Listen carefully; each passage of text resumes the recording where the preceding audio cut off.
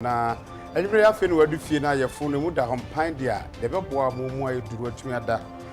this way chocolate woni na pebi de onya yeso hye ebi no na ebo na tumi da na yefo no de bia a na ehia wa sanso na nsu special mineral water nsu a eni da o ye projin ton de beto eno special mineral water no kra se nwumre se yefa kasebo emfa emmemo ene nwumre na asema de eba no de di mu akote bi ni Fire conference akoso nam so am yeto du nje adwumako ne fo se omone adehyiafo nhye nkabom niema enkora hu eja ehu senkayi sanso na enhyehyɛ se yeyi asem every court ababedi ofie na asomdwe abai alternative dispute resolution no empedifo ahye ho fa osunya ne kyese no so boa ema ensem no emmompe so ewo court National Insurance Competition omo ayo awie na school bi adinkonimu sanso na odan woni eche Ghana Statistical Service apeni odawo no Professor Samuel Kobena anim nso wode atudwa nche se edu ba bia nkuntabu o man bia emfanka ne hye o se de be ya o man be hu ba bia okọ akuya ajewa akwade emene anim ado enkomodie ka ho ne de ba besomo na Iran se no na dan ani edi akire eye court nsemu na court nhyehyɛ mu no alternative dispute resolution so penifo e de account say no so moa na ensem bi wa atusa asem no enhyeda nya asem a eya asem bi mu hyeda yedu ana se mentimo ase kakra bi na asi nipa bi ntem na court tumi makwan e man penifo gye ekosiesie na afi omo de ho amane aba bo court de no eno ma hye ho efa ewosunyane a kyese no so beboa e ma court nsem ne nkobom peso bi sanse judge for no so nipa bi bia na nsem no dɔɔso nti omu di a enwie na edu de so no hu ba bia ebekwa akowie Alternative Dispute Resolution Week no womo edan wadi ewusunyane no na her ladyship Justice Angelina Mensah Homia wodi etudwa se we no eyade a ebenam so na cases ahodo bi a aya na empempi no akwakoye afisemu a wo kyese enhia se obi ba akopɛ lawyer ansa no wodi na wakogina court na asem ne yedi ne fenkyire mebewie kyire na afi atentene ne ankwankoye adwuma amfa magana de hye ne yedi na kwakotum ewo na duafie mu obedi mfinhia dodo no awabra ye bi kura mpo asem no ehu nhia mpo se ne nka wo se nka yede court no ene wo kyerem sa na montu we no aboa ye papa ama sisi a no court no cases no eso atekora wo mo ehwe animu se alternative dispute resolution office bia no wo betimi enya e wo court ahodo nyina mu na asem bi sa eba bedan wo mo a wo mo aye ne back pass e de amasa afo no na wo mo ahwe ho nsenkaye a ensem no wodi tu dwa sei. The use of ADR methods for resolution of cases in recent times has become a core component of the adjudication processes of our courts in Ghana.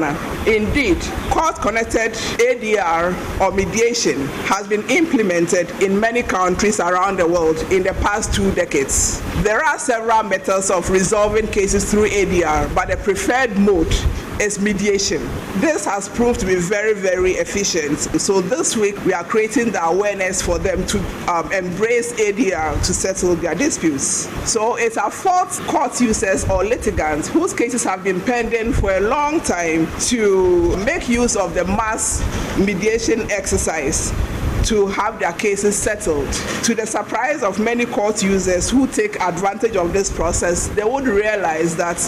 in a sitting or two, their matters which had been pending for maybe 5-10 years would be settled. All that is needed is their willingness to have the matter settled. The theme for the ADR week, which is improving access to justice in a post-pandemic through the use of ADR, is very instructive. It must attract the interest of all stakeholders involved. Penny kwanhwefo a oda alternative dispute resolution no ano judicial service Ora Alex Nate wo kire se ehu behia se Ghana de hye mobrowafo ene oni biefo no benam so na ne wo de apre atentene ne ede ama won mo ho a wo de ehu nsem no so atu edwase ka ye bono court manso twe ho bebre no ADR abase ebeti so enti nsem anka bedi emfie mienu emfie miensa e wo court no ADR aba ebo ho no kra mo trans ya na asem na twa ebo ho no abosome na etwa enti ye ba se ye ba be kanfo ADR akire abono man ene ahafo man obi a wasebo court a acha unhunu so no ada obekọ court bia no kan kire judge ne se osre no a onfanko ADR ma so de ko ne ye a obehwe na ode akwa ma o konso a egina wo so ebufuo chenchina emma nipa entumi mfa adwen no eno no so ma no kyekere wo a wo fa adwen papa bi enye wo bɔ kakra unhu Odum judgment no ayehyehyeye se omo ene Ghana fo bedi nkomo brano na yehu eja ho nsenkae no se ne sitie enti omo ayenhyiemu a we ene dikin omo ato ne din se fire conference enam so emoso afo no na hwe afisem so onumonyafo Ambrose Derry ne kwakasa ye wase de tudwa kyerem se odum judgment ne Ghana Education Service for enka wotipam ho ne ene enkoda no enka sanchom sene eja esitie na ma enkoda no adomo so na kofaja hyehye ameto yeso da chibi Ghana National Fire Service dum jadwuma yiku ewo my Ghana hanum atu na miensa ede esi wonu de yenhyiamudie a we nyina no wo mo de ekasa ede afa eja ene kwan abefa so aso ano se koba ne se ebi mpo eyi ni ti ewo mpatamu anase kwan abefa so a eja hyehye no ni nyina no etu obetimi etwa ewo my Ghana mu wo mo ehye ase November bosome de to so dunsia akowie November bosome de to so dun wotwe Ghana Institute of Management and Public Administration Gempa eho ene wo mo yenhyiamudie ni nyina tipo a edaso ne se wo mbefa kwampa so na ne wo mode ahwe se eja hyehye nyina no betimi ahwe ho nsenkaye na ede apemoman no akọ enkan enhancing effective fire management for national development efisem suafo Minister of Interior onmonyamfo Ambrose Derry bepiemu ewase bebie dwumadie no ano afa Chief Fire Officer Ghana National Fire Service CFO Julius Ekuno afem na shebedwane de ma Asante Achim Central Mensi Kropo Assembly no onmonyamfo Kwame Ahimadu entry ene mpanifo atitiriwa wodo a ebi efisi kakrabia ahodo mu na ne wo mu nyina ede omani munyamba beta adwumadie no achi. They even ask Minister for Interior when I go to functions and the stimulation by fire service, I learn a lot. One example I gave was a sack that they use to cover fire. It's a thing that I would not have done if my son were bringing a sack to fire. I tell him, get out. Why are you going with it?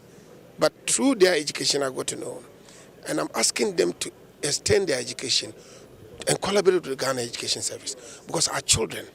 are, for me, the greatest, stakeholders in this matter. And they are the people mostly who are going to be around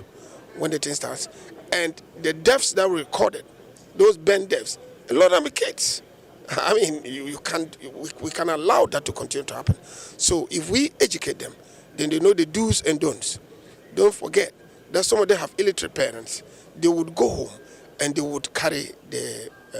thing forward. Education is the bedrock of society. Me anope na me name penifo bi ndi nkomo and me ka say nkola are integrated in a number of ways. The first is ebusua omufim, the second suku omoko, the third ebi asori omoko and as a mosque omoko, and the fourth society. Into generally no, yes, I mean educating no very key and significant. By and large yenya ejuma yekpia yemba ni ejomo fie into significant education about fire for young children will be very key.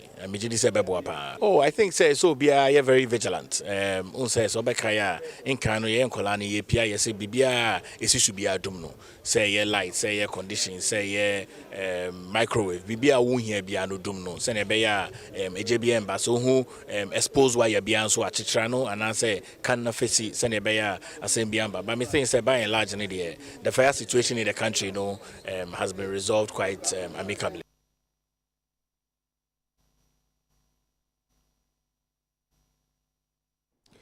Afibia ebibiman ewo da wo de asiwo ama oman kuntabu ho ensem na Ghana so ahye ho fabi nano na oman kuntabu for penny Professor Samuel Kobena anim ede nsem atodwa se eho benya se aman penny for eye nhihye a ombe nhihye no wode kuntabu for oman no nyuma ho nsem ne ade no ebeka ho sene be ya oman duane nsem ne oman atena ne ho nsem no ebetu ho ye ne no bema empuntu abantem.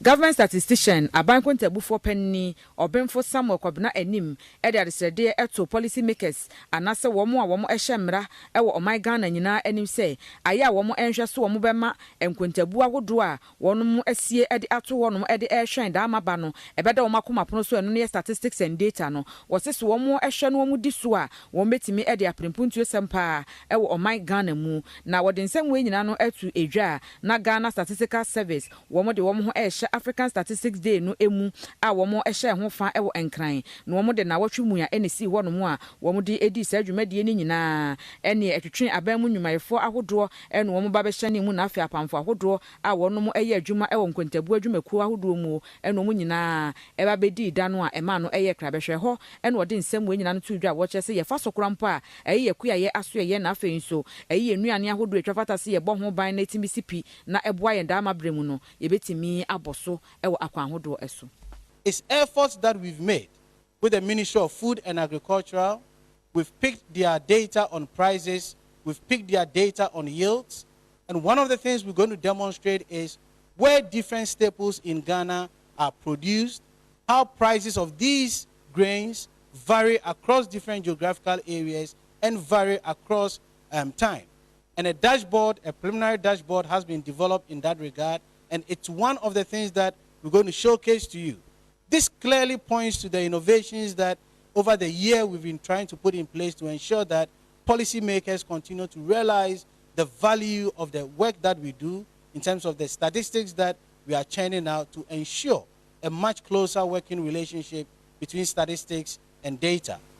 Having said this, what we require of you as management of the service is for you to be ambassadors. As I indicated, it's a week-long celebration. On Friday, we're going to do the headline, we're going to mark the celebration, but we want people like you, as the celebration goes on, you educate them on what is evolving in Ghana Statistical Service, especially the complementary role between censuses, administrative data, and big data, which would only allow us to produce more data to enhance a much closer working relationship with policymakers.